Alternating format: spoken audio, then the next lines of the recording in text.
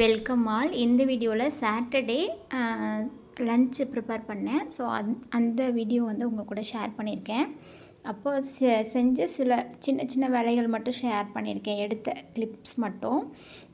பூண்டு வந்து உரித்து வச்சுருந்தேன். டைம் இருக்கும்போது உரிச்சிட்டு இஞ்சி பூண்டு ரெண்டுமே வந்து கட் பண்ணி அரைச்சி வச்சுருவோம் இல்லையா.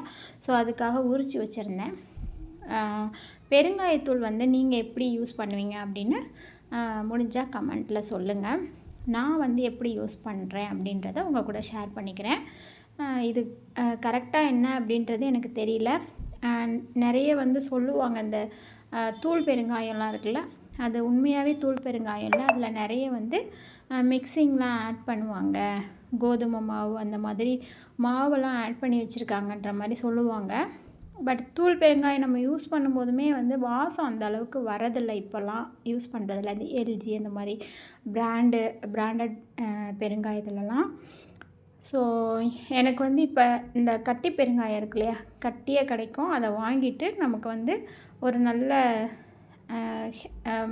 இரும்பு சட்டி இருந்துச்சுன்னா அதில் வந்து அந்த கட்டி பெருங்காயத்தை கொஞ்சம் கொஞ்சமாக உடச்சிட்டு ஒரு துணியை சுற்றி அதை சின்ன கல்லில் வச்சு நல்லா உடச்சிட்டோன்னா சின்ன சின்னதாக உடஞ்சிரும்.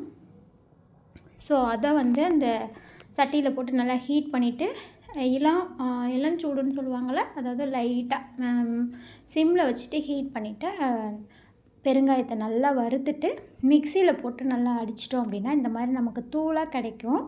அந்த பெருங்காயம் யூஸ் பண்ணும்போது நல்லாவே வாசமாக இருக்குது. ஸோ இன்றைக்கி வந்து சனிக்கிழமைன்றதுனால சாம்பார் வச்சிட்ருந்தேன். கொத்தவரங்காய் மட்டும் போட்டு சாம்பார் வச்சேன். கொத்தவரங்காய் வந்து நமக்கு நரம்புக்கெலாம் வந்து ரொம்ப நல்லதுன்னு சொல்லுவாங்க. அதுவும் இந்த குளிர்காலத்தில் நம்ம கொத்தவரங்காய் சேர்த்துக்கிட்டோம் அப்படின்னா நரம்புலாம் வலிக்கும் இல்லையா, அந்த கூலிங்கில் வந்து சுருண்டுட்டுருக்கோம் அந்த மாதிரிலாம் இருக்கும்ல, அந்த ப்ராப்ளத்துக்கெலாம் வந்து நரம்பு சம்மந்தப்பட்ட எந்த ப்ராப்ளமாக இருந்தாலுமே வந்து கொத்தவரங்காயை பச்சையாக கூட சாப்பிட்ணுன்னு சித்தாலெலாம் சொல்கிறாங்க. ஸோ கொத்தவரங்காய் வந்து நம்ம ஃபுட்டில் சேர்த்துக்கலாம். சில பேர் வந்து சொல்லுவாங்க அது கேஸ்ட்ரிக் ட்ரபிள் வரும் அப்படின்னு. அதுக்கு தான் வந்து நம்ம பெருங்காயத்தூள், பூண்டு இதெல்லாம் வந்து நிறைய சேர்த்துட்டு சமையலில் வந்து நம்ம கொத்தவரங்காய் ஆட் பண்ணிக்கிட்டோம் அப்படின்னா ரொம்பவே நல்லது அது உடம்புக்கு. ஸோ கொத்தவரங்காயை பொறுத்த வரைக்கும் நம்ம சாம்பார் மட்டும் வைக்கிறதுனால வைக்கலாம், அப்படி இல்லைன்னா புளிக்குழம்புக்கும் தனியாக யூஸ் பண்ணாலும் ரொம்பவே நல்லாயிருக்கும். எங்கள் வீட்டில் எல்லாருக்குமே கொத்தவரங்காய் பிடிக்கும். ஸோ அது வந்து அடிக்கடி எடுத்துக்குவோம்.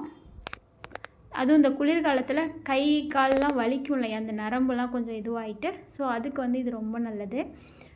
வாழைப்பூ வந்து கூட்டு வைக்கலான்னு நான் கட் பண்ணிகிட்ருக்கேன். வாழைப்பூ வந்து எப்போயுமே கட் பண்ணி நம்ம வெறும் தண்ணியில் போடுறத விட கொஞ்சம் மோர், நான் வந்து தயிராக இருந்தது ஸோ அதை தான் ஆட் பண்ணேன்.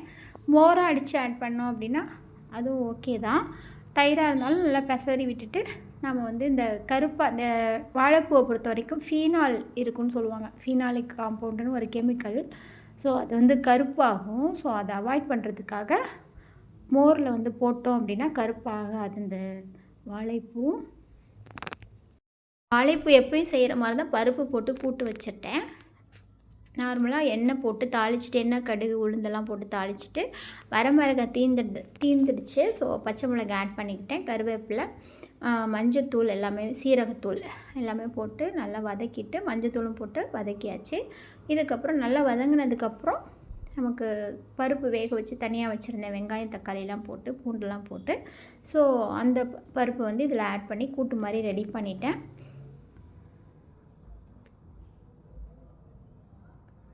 இதோடு சேர்த்து அன்றைக்கி பன்னீரும் செஞ்சுருந்தேன். ஆக்சுவலாக அந்த வீடியோ என்னால் எடுக்க முடியல. பன்னீர் கிரேவி மாதிரி பண்ணியிருந்தேன். பாப்பா வந்து அன்றைக்கி சாட்டர்டே என்னோடய பொண்ணுக்கு லீவுன்றனால பன்னீர் பிடிக்கும் அவங்களுக்கு. ஸோ அதனால் அதுவும் ரெடி பண்ணியிருந்தேன். அந்த கிளிப்ஸ் எடுக்க முடியல. ஸோ அது வந்து இதில் ஆட் பண்ணலை. ஸோ கூட்டு ரெடி ஆகிட்டு இருந்தது. எங்கள் வீட்டுக்கு வந்து டிவி பக்கத்தில் வந்து வைக்கிறதுக்காக ஒரு ஸ்டாண்டு மாதிரி தேவைப்பட்டது, அந்த அடாப்டர்லாம் வைக்கிறதுக்கு. ஸோ அந்த இடத்துல வந்து வைக்கிறதுக்கு எதுவும் இல்லாததுனால இந்த ஸ்டாண்ட் வந்து ஆர்டர் பண்ணியிருந்தேன். ஸோ அது டெலிவரி ஆகிருந்துச்சு. ஸோ அதையும் உங்கள் கூட ஷேர் பண்ணிக்கிறேன். உங்களுக்கு யூஸ்ஃபுல்லாக இருந்துச்சு அப்படின்னா நீங்கள் வந்து இதில் வேணால் நான் லிங்க் ஆட் பண்ணுறேன், வேணால் நீங்களும் வாங்கிக்கலாம். ப்ரைஸ் வந்து ரொம்ப கம்மியாக தான் வந்தது, 200 and something தான் இருந்தது, 300க்குள்ளே தான் வந்தது. ப்ளைவுட் மெட்டீரியலில் செஞ்சது தான். எனக்கு ஜென்ரலாகவே வந்து இந்த வுட்டு ரிலேட்டட் ப்ராடக்ட்ஸ் தான் வந்து ரொம்ப பிடிக்கும். பிளாஸ்டிக் மெட்டலில் இருக்கிறத விட வுட்டில் இருக்கிற ப்ராடக்ட்ஸ் தான் வந்து நான் மேக்ஸிமம் ப்ரிஃபர் பண்ணுவேன். எனக்கு என்னமோ தெரில, வுட்டு ரிலேட்டட் ப்ராடக்ட்ஸ்னால் வந்து ரொம்ப இன்ட்ரெஸ்டடாக இருப்பேன் நான் வாங்குறதுக்கு.